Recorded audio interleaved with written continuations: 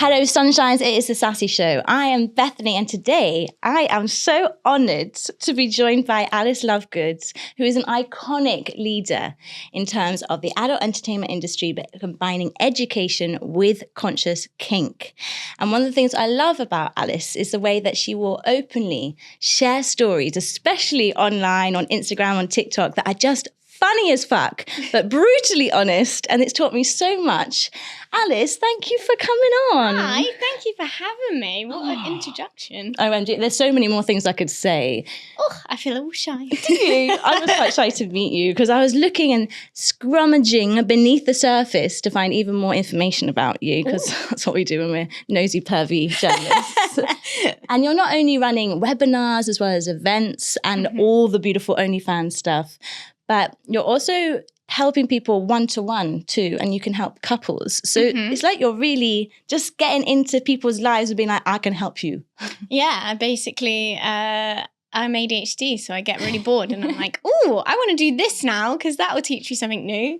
Not thinking about all of the other things that I still have to do. But oh my God, I love that, the endless learning train. I think it's part of the reason why I love this is because I can kind of, you know how you get that bounce around, oh, I want to do like, I don't know, editing this time, or I want to focus on relationships or focus on kink. And I can allow myself to get distracted within the realms of creation. Knowing you're still under your own little umbrella. Yeah. Before we get really into it though, honey, I have some quick fire questions. Are you ready? Okay. Are you a snorer or a silent sleeper? I think I'm silent. I've never heard myself sleep, funnily enough. Funny that. You've never woken yourself up with a snore, you know, when you're like... Oh. No, a fart, maybe. But not a snore. I have snored, but I'm not a snorer. Okay, it's a silent sleeper. Anyone know can happily sleep in a bed next to you, huh? I fidget a lot. Yeah, I'm a long leg kind of limb person. Yeah. Lingerie or full-on nudity?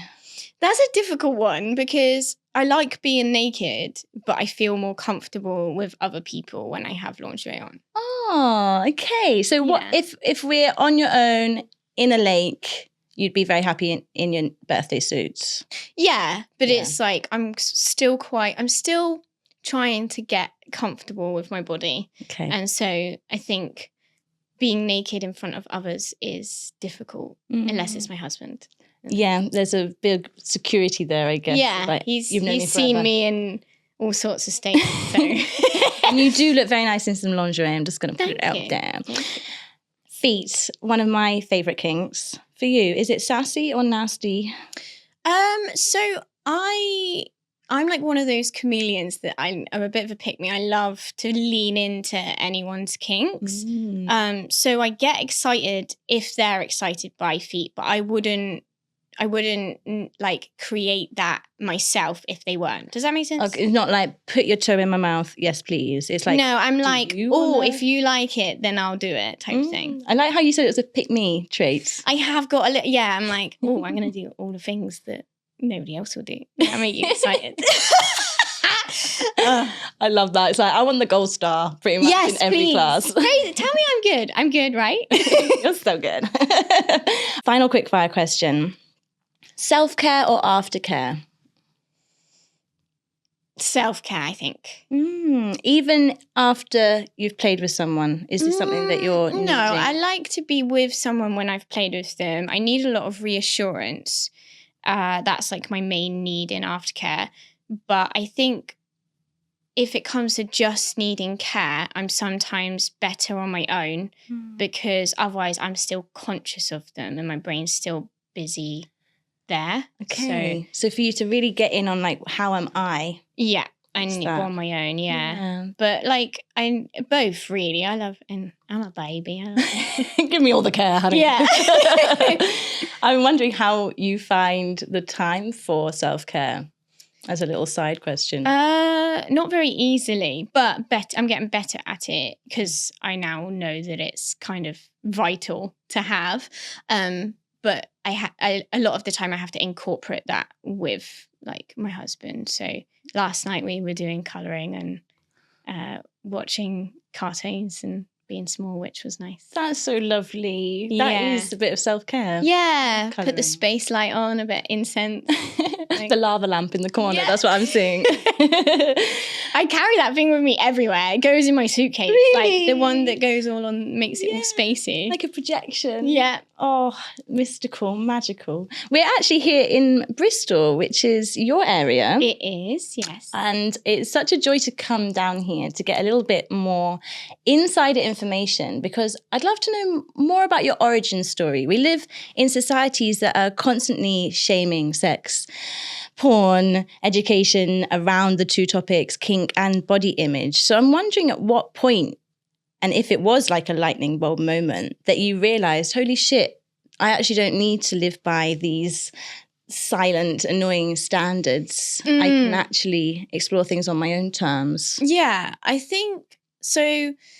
I've always been like that kid that doesn't really understand following the crowd. I have like a memory in my brain of when we did this huge quiz in a assembly at school, and it was like A, B, C, and you had to walk to the answer. And like literally about 50 kids were all at C, and I'm just there on my own at A. And they're like, why have you gone to that one? I was like, because it's the right answer. So that's always kind of been my inner dialogue. Like, oh, I don't know whether it's my neurodivergence, but I just don't understand doing things that aren't right. I don't know. You're not a sheep. No sheep. No, yeah. But then obviously naturally you have you don't necessarily know what your answer is. So you just follow until you get those answers. So I think I had quite a messy childhood, messy everything, but me and Matt were together. And who's my husband? Yeah. And we kind of found each other very early on. So I'd never really had that experience of dating, of discovery, and I always had this inner desire of wanting that or desiring that. And essentially OnlyFans started. I was pregnant. I was like, oh, I'm a niche. I can make a little bit of money here. It was lockdown. So I started that and as a kind of sexual outlet and this opportunity for exploration. And the more that my algorithm kind of changed and the more I learned, the more I discovered about myself and recognized like polyamory as an option. Before I was just like, oh, I must be an asshole. Oh, honey. I never cheated or anything like that, but it felt like there was something wrong because I always desired connection with more people.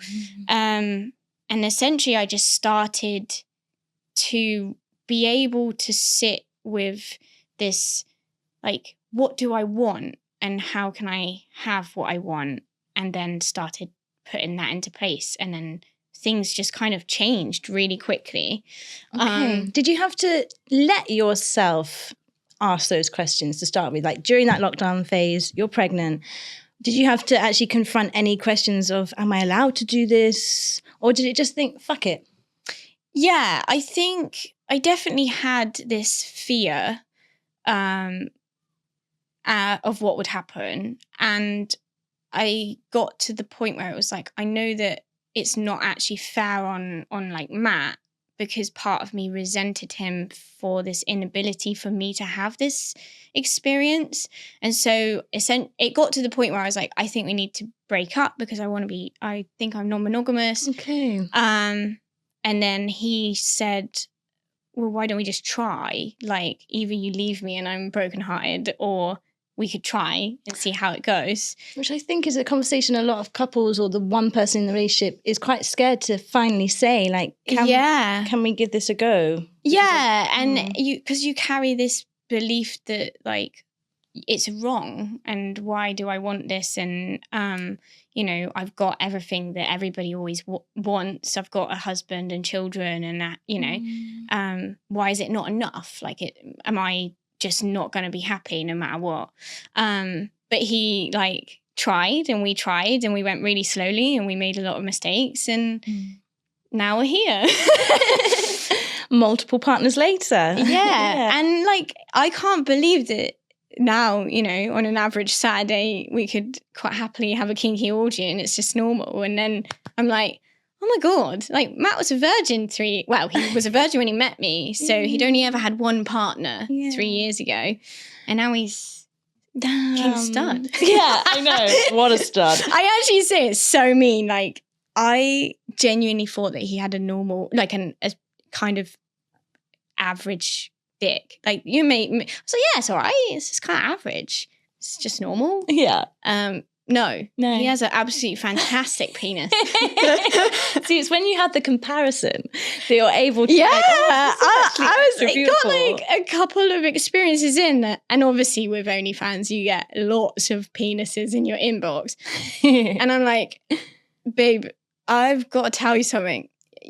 You have a fantastic. It's amazing. Yeah. Oh, it's nice. It's making me a bit not maybe Matt's. I'm not thinking of Matt's penis, but I'm just thinking, yeah, when it's a nice dick. It's a nice dick. It's great. Yeah. He's got the curve. He's got the perfect length and thickness. God. It stays up the whole time. It's like can go multiple rounds. I'm like, you've got like, So I also want to just say that if you can't get hard, a soft dick can be a lovely thing to play with. You don't need a dick. Like some of the best sex I've had has been either with people without penises or with penises that weren't really compatible, but everything else was. So it's not the be all and end all, but it's a pretty nice bonus. A little cherry on the cake. Yeah. Nice cherry. It's a great cherry. So I'm wondering, because if people haven't already known about Alice's journey, you were quite a quick sensation on OnlyFans. It popped off really fast, but also you've built this following online that is for people who maybe aren't looking for erotic content but wanting education. Yeah, so I feel like you're speaking to a massive audience for slightly different things at different times. Yeah,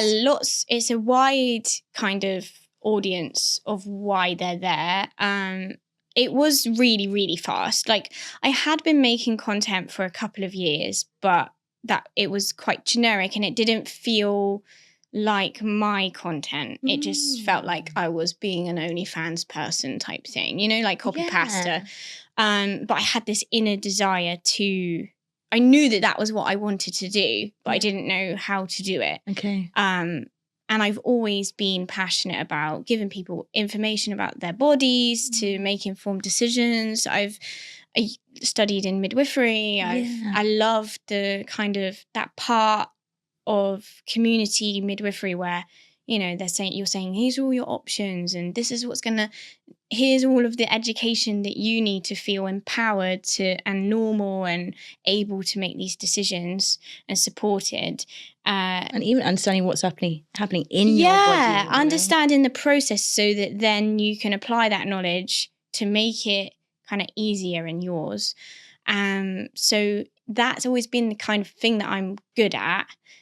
But I didn't feel qualified. I've always had this thing in my head where it's like, oh, you don't know enough. There's people, and that stopped me. Okay. And it was only when I spoke to Reed, who who's obviously one of the core people in my life now.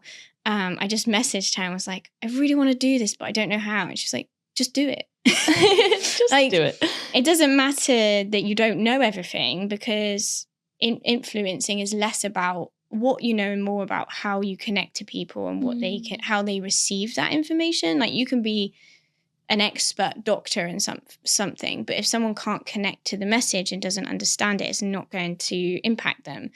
And even thinking the human part of what I think you bring to the table around the world is that you're honest about it. It's like, I'm authentic and I get things wrong and like I'm honest about that. I'll say, oh, I got this wrong, or I've learned this now and that's changed my opinion about, what I said 6 months ago. And, oh, I had this experience that I've reflected on and that's made me realize this. And it feels like peer-to-peer support, not like this is how it is and you should do that. Which almost exaggerates that feeling of insecurity around authority of voice, because we do, I feel the same. If I don't have the qualification, therefore I can't talk about something. Yeah. But it's like our experiences mean a lot. And I just don't want people to undervalue their own expertise. Yeah, exactly. Because we can have all the scientific knowledge in the world that we can apply to a situation, but we don't know you or your body or your experiences or, you're a complete individual and you're the expert in yourself. Yeah. So it's not our job to tell you how to live your life. It's our job to give you all of the rest of the information so that you feel empowered to make decisions that are right for you. Yeah, and know what's on offer, right? Because I think that's one of the beautiful things. You mentioned Reed there, the beautiful Reed Amber of Come Curious podcast. Mm-hmm. And I can understand how one person can make the world of difference, but I'm wondering if there's been more than one person or a community that have helped you in this process, becoming an online figure, as well as getting better at making content and loving your life in this beautiful new polyamorous butterfly moment. I think Reed is probably the most monumental person in that. Like, she makes me feel like I have the authority to speak, whereas I think I would minimize that before. And she's taught me so much about like feeling safe in conflict.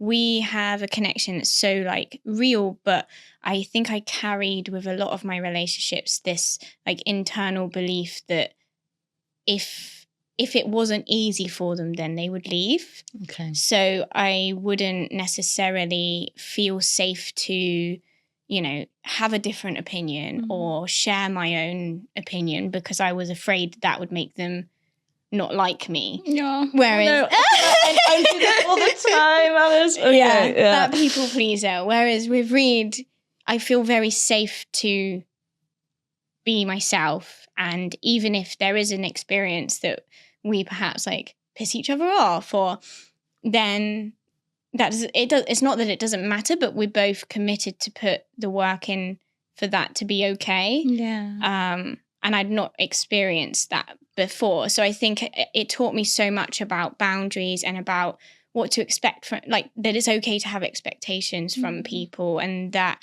actually, like, you know, say a brand was like, oh, we want you to post us. Oh, no, we're not going to pay you. Reed's example has given me, well, no, that's okay. Not okay. It's not like, okay. actually, my following and this, like, and I don't think I would have felt able to be like, I am someone that has a voice here. Yeah. I think I would have burned out and probably like gone into a cycle of trying to please everyone to the point that I just didn't do it anymore. What you're saying there also makes me realize a shift in a business mindset of understanding that worth, also in a monetary sense. But it's like, if people want you to promote something, they need to pay you because you've spent a lot of time building this audience. Yeah. And even like just boundaries, like, actually, you know, why are you messaging me on WhatsApp at 8 p.m. on a Sunday about work, someone, when I'm trying to like shut off and be quiet or be with my children? So I'm much more able to be like, I don't have capacity. And I think I've learned that. I needed to learn that through example. I needed to see that happening for me to like learn those patterns of speech. And she's also taught me like to be gentle because I'm very blunt. Okay. And like I had an experience where a brand took us to an event and then they wanted us to do an interview and pretend we'd been at something else to like promote it for them. Bear in mind we weren't being paid. Now, like a year ago, I would have been like, no. But I was like, so I'm not sure how comfortable I feel about lying. And I'm like, that's a Reed sentence. I love that. She is insanely articulate. She's so good. Yeah, I've been learning a lot from her. It's quite funny. Can I offer you a mint? I mean, I'm like, you mean my breath stinks? Whereas I would just be like, your breath stinks. I love that upfrontness. But yeah, I think we can all learn how to wrap something a little bit in a pretty package for someone else to be Let's like, put this shit sandwich in for you. Yeah, a shit sandwich, a happy sandwich. How about maybe the way you've had to navigate people's presumptions around work? I'm thinking my own experiences sometimes of being very nude on television, for example, and then having to explain to people why that doesn't make me X, Y, and Z. Yes, I find that really difficult. I noticed in the like conversation pack thing that you sent me about when I feel most confident versus when I feel like most vulnerable. Yeah. And when I feel most vulnerable is when someone's had like a parasocial relationship with me and then carries that as an expectation of how I will be. Okay. Can you give me an example? So everybody thinks that they know celebrities, yeah, because they've seen it. And then, so I have that on a much smaller scale, but they'll be like, oh, Alice. And then they've created an Alice in their head that isn't necessarily who I am. And I feel at both times almost frustrated, but also that I have to live up to this expectation of this, happy-go-lucky Alice that's horny all the time and da-da-da-da-da. And I'm not that all the time. No. I'm neurodivergent and really awkward and don't necessarily understand what you're saying all the time. Yeah. It can be challenging when then someone is annoyed at me or has a level of disappointment that I'm not living up to that. Okay, that's bloody hell. I think when you mentioned it, I think about the people I idolize who, are like Stevie Wonder, for example. So imagining when you meet that person that you're aspiring to have a great conversation with and they're just a normal human. Yeah, maybe they've got the shit set day. Right? Maybe they're tired. They're tired. They didn't sleep very well. Yeah. So have you allowed yourself space to just be okay with that? Or again, has it been an inputting of boundaries where you can say to someone like, not in the mood to talk, thank you? Yeah, I'm definitely getting there. Like, I'm learning more. I think it's hard if I then get to the point where like I care about what that person thinks of me because I want a relationship or a connection with them. And I'm still kind of conscious that they're not just going along and learning about me. They've already learned a lot about me. So like a lot of the connections that I have don't follow me because I find that easier because I feel like they have almost a insight into my thinking in life that I don't have with them. Yeah. So it's like the online you. And I think this is a very wise thing as well for anyone when you're becoming more popular online or you're doing anything online, even just starting out. It's like, what are you willing to share? Because some of my family will mention, oh, but Bethany, I don't see you in the work that you do. It's like, it's not really you. And I'm like, isn't that a beautiful thing as well? Because it means that my close friends really know how I am a granny and I sit in the corner with a cup of tea and I bitch about things. Whereas online, I'm trying to be this very, like, yay, we love life. And even though it's nice to see a full range of emotions, it, I think, is a self-protection thing because these are strangers at the end of the day. Yeah. And I think that's what I'm going through this kind of process where at the beginning, like I said, it felt like this online diary where I was purely authentic and sharing really raw parts of myself, which is why so many people connected with me.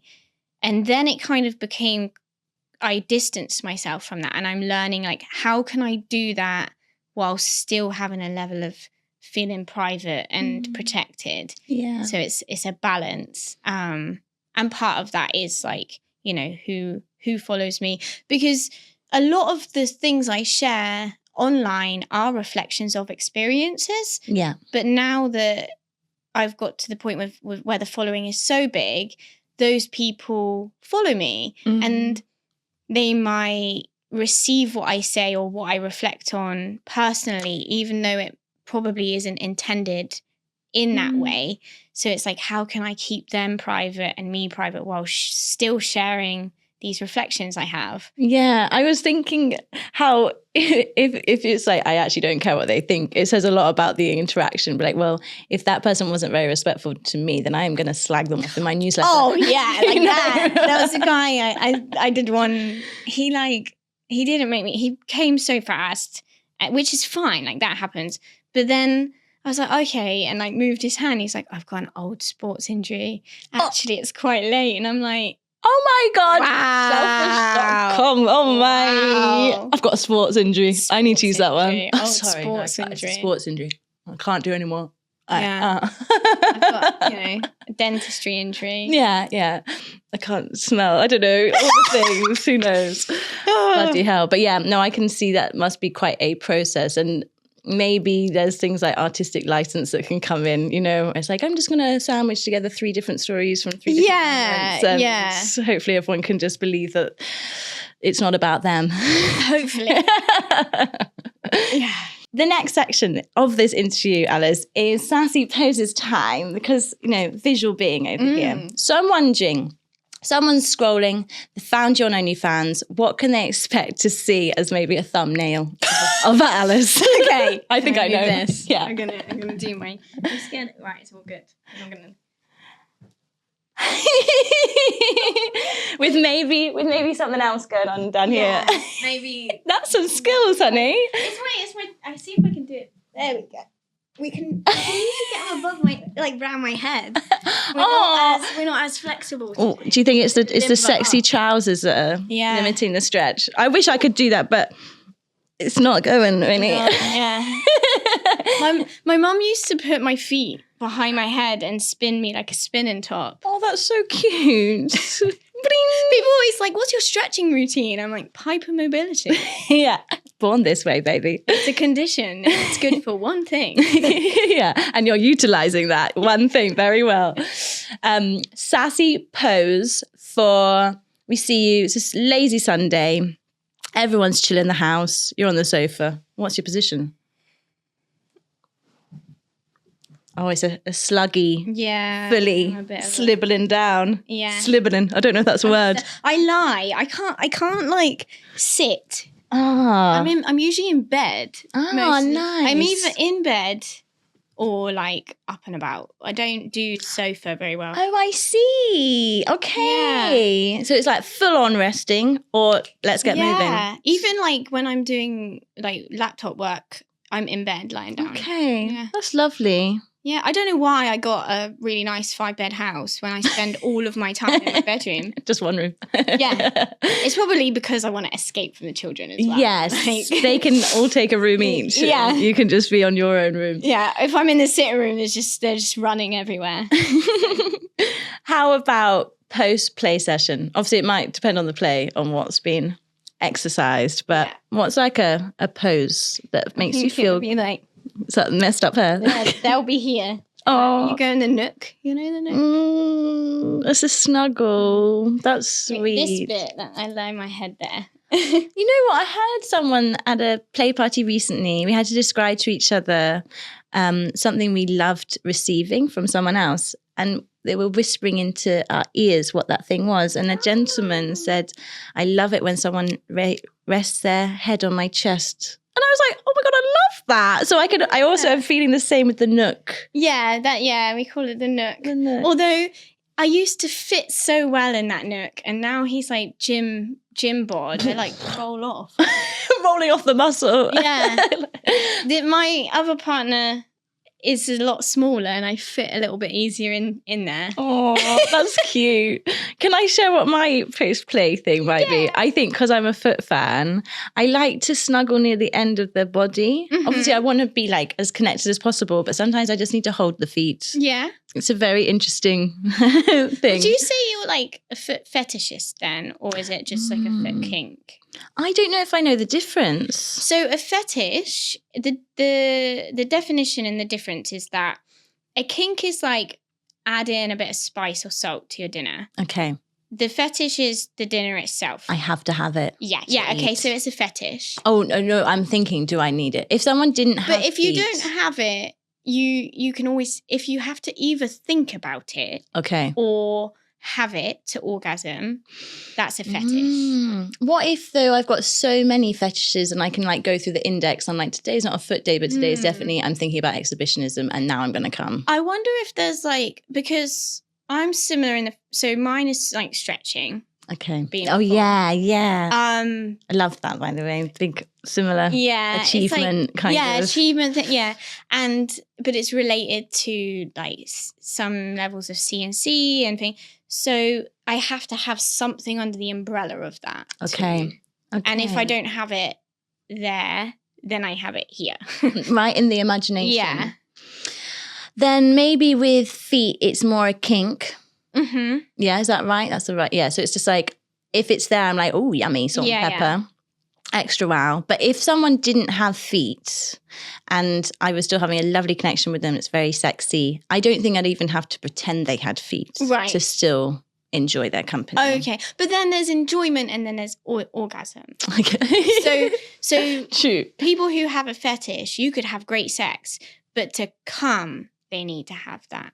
Okay. No, I think to come, actually, usually I have to think that other people can see me, even if there's no one else in the room. So it's more exhibition. It is exhibitionism. Yeah. Or like window, right, hole in the door, Ooh. Don't care what it is. And I'll imagine, and that will help me come. Fascinating. Yeah, I see you're getting a taste of the kinky educator in the corner here. I think it's like the fastest and quickest way to someone's psyche. Ooh. Is sex. Oh, I see. Yeah. Because we don't really get many more opportunities to delve into each other's psyche. No, it's someone in their rawest form. Like, you're stripping away all those layers of like, what would you say? Masking. Yeah. Masking. What gets you off? What gets you going? What are you like when you're in your primal pleasure? Like, I love it too. And sometimes I feel a bit aware that when I'm eagerly being like, yes, but what is your kink? Or like, do you like this? That it can spook some people out. It can, but I think that's because of shame in society and how people. So I was talking about it the other day. Shame has an evolutionary purpose. We're taught shame, like, it has a way of helping us survive, because if someone was, back in however animalistic days eating poop, then they're probably gonna die. So you have this like disgust response internally to protect us from things that were potentially harmful. But what's happened is that's then kind of evolved into social constructs and us having that ick response to, for example, gay sex, or and we have that same disgust response, which that part of our brain thinks is protecting us. So if people haven't consciously become aware of that shame and analyzed it, it's almost like when you talk about those things, their body gives them the shame response and the disgust response. And that's why it's like not just that's not something I'm into. It's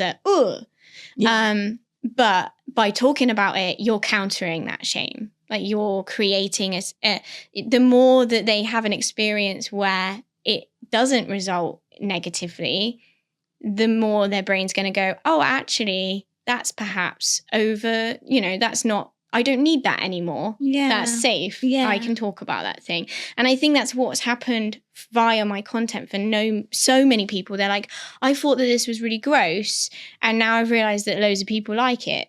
And I can too. Yeah. And it's like why I made Bound to Meet as well. It's not that I don't like small talk. I just don't get it. I want to talk about like the juicy stuff. And Bound to Meet are your events that you do IRL, bringing people together. Yeah, people that want to have the juicy chats. Yeah. And we have stickers that celebrate like different aspects of our lives. And it's just about being authentic and about like in real life connection, because so many of our people who have these desires, their only interaction with other people like that is online, because you don't know if you might meet someone and be like, I want to talk about this thing, but you don't know if it's safe to. So I'm creating a space where it's like, well, actually, if you come in here, people are going to be talking about foot jobs and rimming. Yeah. So, like, if you're not into that, you might not want to come. No, but if you are, you're very, very welcome. Yeah, or like you don't have to be into it, but you have to be okay with people talking about it. Yes, which I think is coming with the don't yuck someone's yum, which is one of those gorgeous things that we hear in the kink world. Mm-hmm. But what is it about kink, do you think, that you want to shift the most regarding society's perception of it? Or even not just kink, body image, sexuality, relationships? Yeah, I think it has we have this beautiful opportunity to learn about the difference between thought and behavior. And by being curious and not repressing our like desires or our kinks it means that you have the opportunity to say, oh, I have this fantasy or I have this thing that I like. That doesn't define me, and context is what's important. And one of the things that being like doing what I do has taught me is, so many of us are like, oh, well, what was she wearing? Or da da da da. Well, there's people with foot fetishes walking around and everybody's got their feet out. They're not like jumping down and licking your toes on sight. Like that doesn't happen, because there's a difference between a thought and a behavior. And I think one of the most powerful things that I want to teach people is you can explore thoughts and fantasies and desires without judgment, because one, those things might be perfectly okay anyway. They probably are. But even if they have an element of like, ooh, I wonder why I'm into that, that doesn't mean you want that. And it just means being curious about yourself. Yeah. Like, oh, I wonder why I really want, like, my desires evolve. Sometimes I'm really submissive. Sometimes I'm really dominant. There might be a period in my life where I'm like, oh, I'm really dominant. I mean, I can't figure out why. And then being curious about that, I'm like, oh, I think it's because I feel a bit out of control in my life at the moment. And I like the idea of having an element of control. And humans are supposed to learn through play. Like, we stop playing. Play is an opportunity to practice life, to learn skills, to connect with people. And kink and sex is like adult play. You get to, I've become so much more assertive because, I've practiced whipping a guy's ass for an hour and telling him to call me mommy. Like, that's given me the confidence and the power to carry that in my life. And I want people to find joy in sex and play and kink again. Yeah. Amen. Stop going through the motions. Be curious. Be curious. Be playful. Yeah. Like, feel.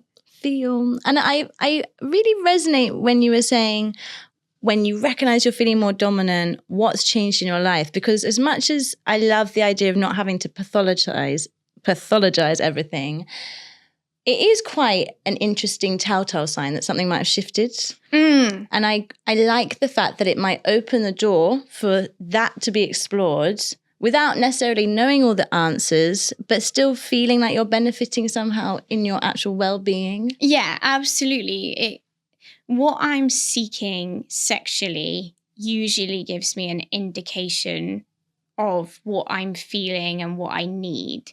So when I was giving up drinking and alcohol and becoming sober, I had like these fantasies around intoxication and stuff, because it's like, there's a part of me that still desires that feeling, but I don't want to be choosing to do it.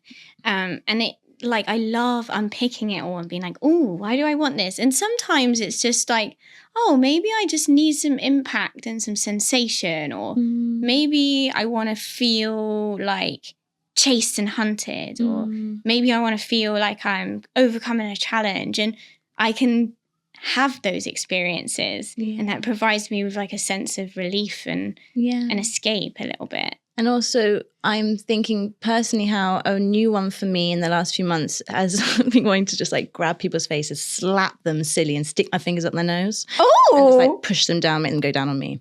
The nose! The bloody nose is really, I found a toy that I can use for it as well. But it's I guess recognizing, a part of me might feel a bit angry. And in a very consensual, safe, sexy situation, I get to play with that emotion in me. Yes. That means I don't offload it into my friendships, my personal life, my clients.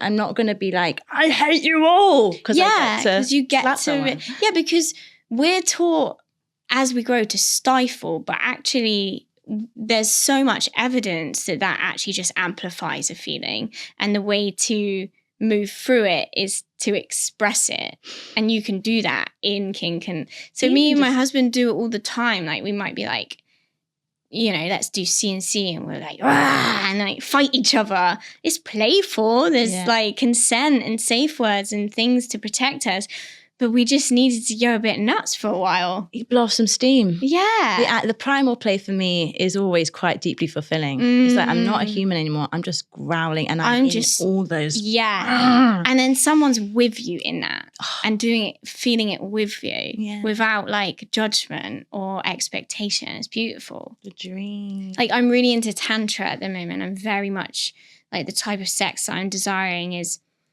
really like like a lot of breath and a lot of like, and like body skin. And like rocking. And I think that's because I'm desiring like presence and consciousness and like almost spiritualness in my sex. Whereas there's been times where I'm like, you know, I don't want to be here. I just want to be a thing that you use. So yeah, I was thinking the complete opposite of an escapism, right? Very much like we're here right now. Yeah. And I'm with you. And even hearing you say that is just a beautiful reminder of how once you become more curious and more open to how sex can be and intimacy, that you really get to explore it all. Yeah. And what you want, I think we're all like, oh, what do we like? And then it's like, I like this. But actually it's as evolutionary as what we like in life. Like, you might really like playing piano and then decide you want to go and do sports. Like, you can like different things at different times. And it brings back the idea of play. Yeah. Like, you can continue to play as adults all the time in different ways. Yeah, it's lush. It's lush, isn't it? Alice, I have a few more quick cheeky fire questions because I love a cheeky fire before we wrap this beautiful interview up. You mentioned this a little bit earlier, but I'm wondering if you have a snappy response of when you feel most confident. I feel most confident when I'm ovulating and I have the absolute audacity. I disgust myself sometimes. Like, I remember I was in a Five Guys when I was ovulating, got a burger, heard them talking about anal in the back. Then they came in with my burger, or like they finished my burger and the guy came in from the back. And I was like, I can't remember what I said, but I fully gave him a wink and like said something about the arse and like just walked out. Or like, I'll lick my lips. I did that once in the gym when I was ovulating at my husband, but it was through the mirror. Did it catch someone else? Some guy thought it was him. He was so down. He was so in for it. And Matt was just sniggering. And I'm like, what am I going to do? He fully thinks I want to fuck him. Also, licking the lips is a move that I don't think I've ever nailed. Even a wink. It's the teeth. It's because I can't wink because my wink is awful. It's like, it's not good. But the lip. Yeah, you do it nice. Yeah, that one I can do. I think everything gets weird for me. Yeah, the teeth lick, I've got. The wink, I have not. When do you feel most shy? I think when I'm about to be intimate with someone that I really like and I know that they see my content, because I think they expect me to perform. Okay. Yeah. I'm like, I have to be good at sex because I'm a sex. And they'll even, sometimes I have that in dates where they'll be like, what can you teach me? And then I feel pressure, an expectation. Yeah. That's interesting. Because also, well, I mean, we're all good at some things, but there's always going to be things that don't feel quite so natural that we might. It's just how well you match with someone. Like, I've had sex with people that have had sex with other people I've had sex with, and they think that each other are rubbish, but I think they're both great. Like, it's how well your energies match, I think. Just a connection. Yeah. What would you say your sassy superpower is? I think I'm very good at explaining complex things in a way that people can relate to and understand. Yeah. Which also would link to sex. Yeah. From this side of the table. And good at making people feel validated and safe in whatever they're experiencing. So that, and then sexually. It's going to be a lot less PG, isn't it? I don't know. I feel, what do people, I'm really good at oral. Oh, all genitals. Yeah. Can we throw the asshole in there too? Is that oral still? I guess so. I'm good at that. I'm really good at finding the prostate. Ooh. That is like, yeah. Magic spot. Yeah. Yeah. But like, I feel like ass is harder because you've got to really like poke that. It's got joy, firm response. Yeah. It's a lot of workout for the tongue. Yeah. Yeah. But it's sad. I'm like, how do we do it? Yeah. It's a very small asshole sometimes. So you're like, yeah, you're really like poke. Tongue cramp. Okay, beautiful superpowers. I would like to know, as the very final question, what's the best thing about being you, Alice?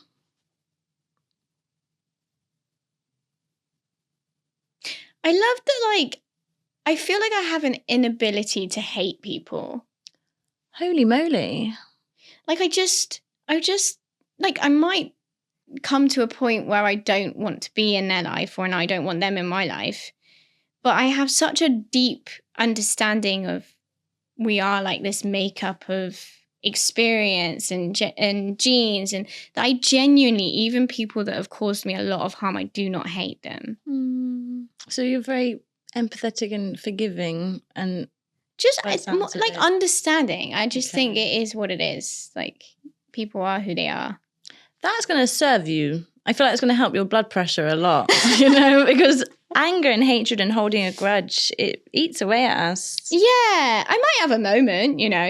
Yeah. Where, you know, I have had a flip-top moment where I've been like, oh, I'm going to cut his knob off. But it's always a moment. Yeah, it doesn't stay. Yeah, I'm like, it's fine. That's gorgeous. Thank you for sharing that. It's nice to not feel like I need people's approval, or that I need to like them, or it's just like, you are who you are, I am who I am. Yeah. That's fine. That's fine. That's more than fine. Yeah. I mean, it's like Trump that can... Well, yeah, I actually... When they cause harm to other people, but I still don't like passion. I can understand that he is just a makeup of who he is. Yeah. But he's harming other people, so I'm like, you can... Yeah. I feel like this conversation could go in a very different direction. So we'll pause. Let's stop that one. For off camera, because I'm going to... Do I hate people? Oh, yeah, but not. No, I don't.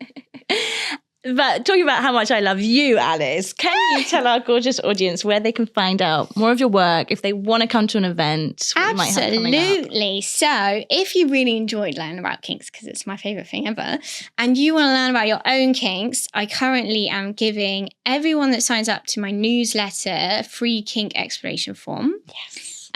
Which is a perfect opportunity to like learn more about yourself, more about your partner, have those conversations without pressure. Because I think one thing people always ask is, how do I bring up these desires with a partner? Well, this is the perfect opportunity because you're just going through an exploration list. Yes. So come find me on bettersx.blog. Missing the E because meta. But you navigate it very well. I try. I just basically talk about things in child language. I love it. Sometimes I'm like, wait, what are we talking about here? And then, I get it.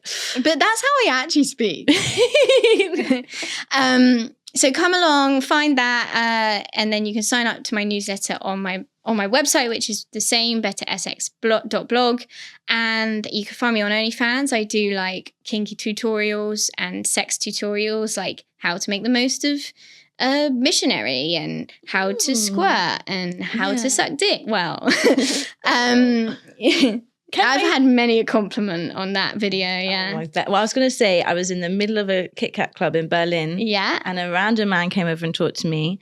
And we started talking about you. No! And he told me that he's learned so much from watching your videos. Wow! Yeah. At Kit Kat club? At Kit Kat club. That's what? Wow. Yeah. I'm getting about.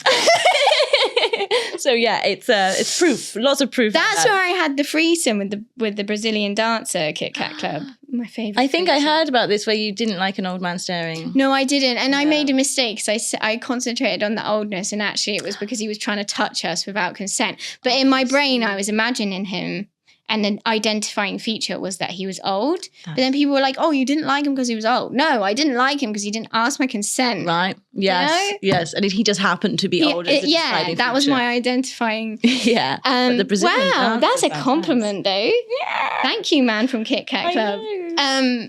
Where was I? Yeah. So Sorry. come along there. And then also, if you fancy coming to a Bound to Meet event, and I've met all my partners at my event. That's bad, isn't it? That's such a good sign. That's outrageous. That is. That's a reason to run an event, actually. Like it works. You are bound to. Yeah, please come along. It's currently in Bristol every 3 months. At the moment, we're doing it 2 monthly because I want to do it on the year anniversary. But it's going to be in London as well. Good. If you like stickers and people that talk about kink, then it's the place to be. That combo. I definitely love stickers. Yeah. People. Yeah. I love it as well because actually we do so much of our compatibility scanning in person.